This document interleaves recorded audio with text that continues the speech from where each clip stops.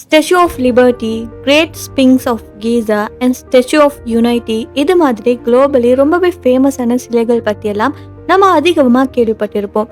So இப்படிப்பட்ட சிலைகளை தாண்டி சில வியர்டான பட் யூனிக்கான ஹிஸ்டரியை கொண்டு இருக்கிற சிலைகளும் இந்த உலகத்துல இருக்குது. பட் இதை பத்தி நிறைய பேருக்கு தெரியறது இல்லை. ஒரு பொண்ணு தண்ணியில மூழ்கிறதுல இருந்து 2 லவர்ஸ் ஸ்லோவா ஹக் பண்ணிட்டு பிரிறது வர காட்டியும் இந்த சிலைகளோட மீனிங் எல்லாம் ரொம்பவே யூனிக்கா இருக்கும். ஸோ அப்படிப்பட்ட சில சிலைகளை பத்தி தான் இன்னைக்கு நம்ம இந்த வீடியோல பார்க்க போறோம். ஸோ இப்போ வாங்க வீடியோக்குள்ள போலாம்.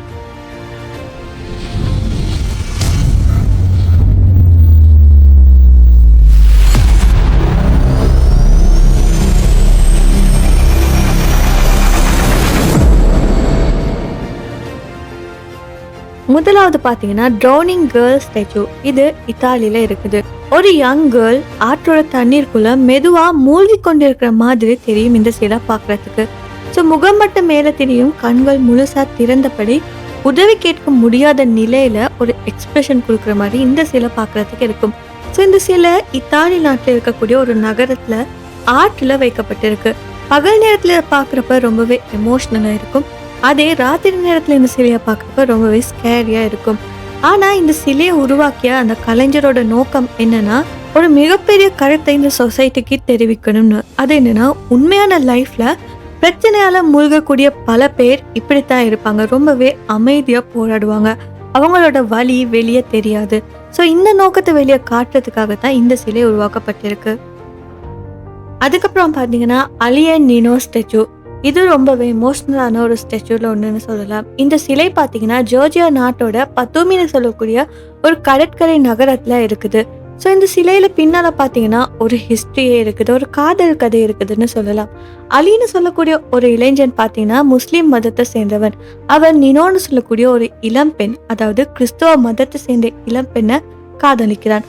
ஆனா 2 பேரும் ஒருத்தர் சேரல. ஏன்னா மத வேறுபாடு, நாட்டு அரசியல், போர் சூழ்நிலைகள், இத மாதிரி காரணங்கள் அவங்களோட காதலுக்கு ஒரு தடையா இருந்துச்சு. அதனால அவங்க பிரிஞ்சுட்டாங்க.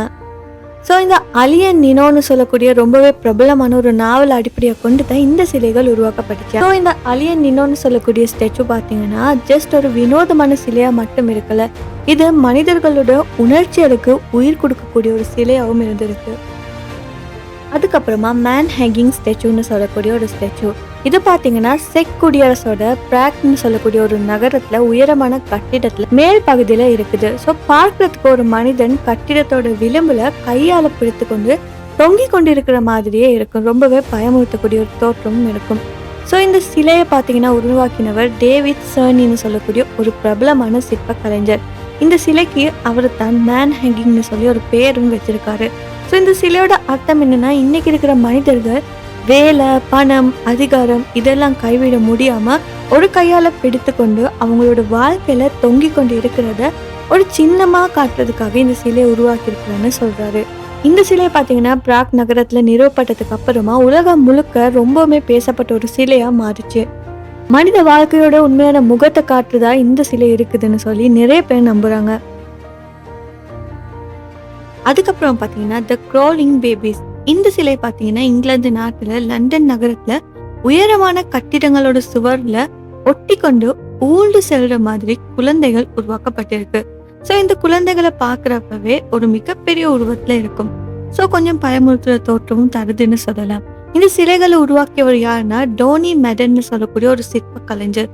ஸோ இந்த சிலைகள் சுமார் 2008ஆம் ஆண்டு லண்டன்ல நிறுவப்பட்டுச்சு.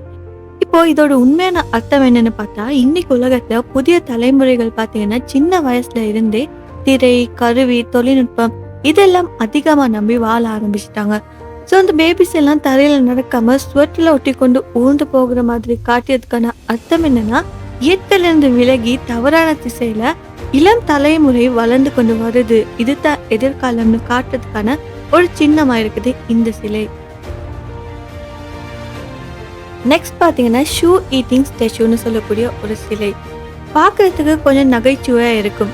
ஏன் இப்படியெல்லாம் சிலை செஞ்சிருக்காங்கன்னு சொல்லி யோசிக்க வைக்கும். ஸோ இந்த சிலை நெதர்லாந்து நாட்டில் இருக்கக்கூடிய ஒரு பொது இடத்துல நிறுவப்பட்டிருக்கு. இதுல ஒரு மனிதன் தன்னோட செருப்பையே வாயில வச்சு சாப்பிடுற மாதிரி உருவாக்கப்பட்டிருக்கு. பார்க்கறதுக்கு ரொம்பவே நகைச்சுவையா தெரிஞ்சாலுமே இதுக்கு பின்னால ஒரு பழமையான கருத்து இருக்கு. அது என்னன்னா, மேற்கத்திய நாடுகள்ல பல ஆண்டுகளா ஒரு சொல் வழக்கு இருக்கு. அது என்னன்னா, தான் தவறா இருந்தா தன்னோட செருப்பையே சாப்பிடுவேன்னு சொல்லுவாங்க. ஸோ இதோட அர்த்தம் என்னன்னா, அந்த பர்சன் சொல்றது நிச்சயமா சரியா தான் இருக்கும். தவறு நடக்கவே நடக்காதுன்னு சொன்ன தன்னம்பிக்கையை குறிக்கிற ஒரு சொல் வழக்கா இருந்திருக்கு. ஸோ இந்த சொல் வழக்க நேரடியா ஒரு உருவமா மாற்றி காட்டினது தான் இந்த சிலைன்னு சொல்லலாம். ஸோ இந்த சிலையை உருவாக்கிய கலைஞர் பார்த்தீங்கன்னா, மனிதர்களோட அகந்தை, பிடிவாதம், தவறு ஒற்றுக்கொள்ளாத மனநிலை, இது எல்லாத்தையுமே காட்டுற விதமா தான் இந்த சிலையை உருவாக்கியிருக்காரு. ஸோ இப்படி வெவ்வேறு நாடுகள்ல வெவ்வேறு விதமான சிலைகள் எல்லாம் இருந்துகிட்டு தான் இருக்குது. அண்ட் அதெல்லாம் வெவ்வேறு விதமான நோக்கங்களுக்காகவும் கட்டப்பட்டிருக்கு. ஸோ இப்போ சொன்ன சிலைகள்ல இது உங்களுக்கு ரொம்பவே டிஃப்ரெண்டா இருந்துச்சுன்னு கமெண்ட்ல சொல்லுங்க. இந்த வீடியோ பிடிச்சிருந்தா மறக்காம இந்த வீடியோ லைக் பண்ணி ஷேர் பண்ணுங்க. அது மட்டும் இல்லாம நம்ம யூடியூப் சேனலை சப்ஸ்கிரைப் பண்ணி பக்கத்துல இருக்க பெல் ஐகானையும் கிளிக் பண்ணிக்கோங்க. இன்னும் ஒரு இன்ட்ரெஸ்டிங்கான வீடியோவில் நான் உங்களை சந்திக்கிறேன். Until then, stay curious, stay safe.